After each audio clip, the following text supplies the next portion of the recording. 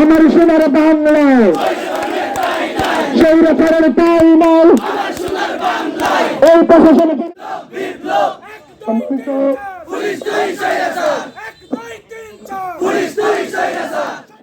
এলাকার মানুষ যখন তার উপর সন্তুষ্ট হয়েছিল তখন পহেলা মার্চের 1 তারিখ তার চাকুরিটা সেখানে নির্ধারিত হয়েছিল না পাওয়ার সত্ত্বেও তাকে হত্যা করা হয়েছে। এই বাংলার জমিনে আমরা বেঁচে থাকতে আলের এই যে আশেকের রসুলরা বেঁচে থাকতে এই হত্যার বিচার চাই চাই চাই।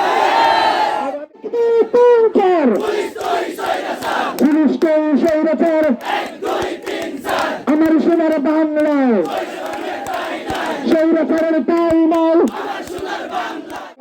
ধ্বনি হত্যার প্রতিবাদে উপস্থিত সর্বস্তরের সুন্নি জনতা আপনাদের প্রতি বিপ্লবী শুভেচ্ছা রইল। না পাওয়ার সত্ত্বেও তাকে হত্যা করা হয়েছে। এই বাংলার জমিনে আমরা বেঁচে থাকতে আলের এই যে আশেকের রসুলরা বেঁচে থাকতে এই হত্যার বিচার চাই চাই চাই। আমাদের শরীরে রক্ত যদি থাকে আমরা এই তার বিচার চাই।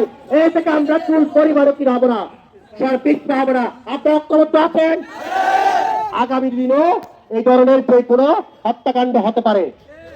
আমরা আজ থেকে এই জায়গাতে আমাদের প্রত্যেকটা কদম যেখানে পড়ে আছে কারবালার ময়দান মনে করতে হবে, আমাদেরকে ফিলিস্তিনের গাজা ভূখণ্ড মনে করতে হবে, আমাদেরকে কাশ্মীরের ভূমি মনে করতে হবে। কাজওয়ায়ে হিন্দের জন্য কে কে প্রস্তুত আছেন? আমরা সবাই কাজওয়ায়ে হিন্দ মারার জন্য প্রস্তুত আছি। আমরা সবাই শহীদ করে আল্লাহর দরবারে পৌঁছবো। এর আগে আমরা বিনা শহীদ আমরা কেউ মরতে চাই না।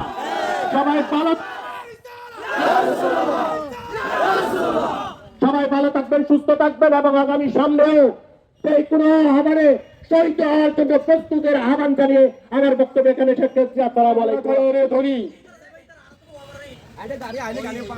হত্যার প্রতিবাদে উপস্থিত সর্বস্তরের সুন্নি জনতা আপনাদের প্রতি বিপ্লবী শুভেচ্ছা রইল।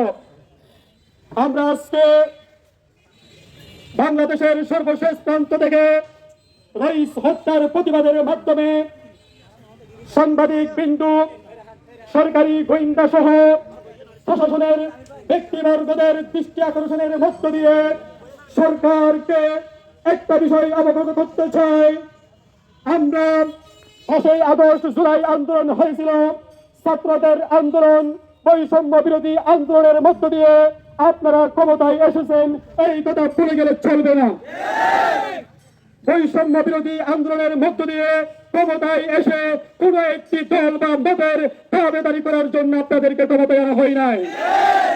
সুতরাং আপনারা দেখেছেন কি নির্মম ভাবে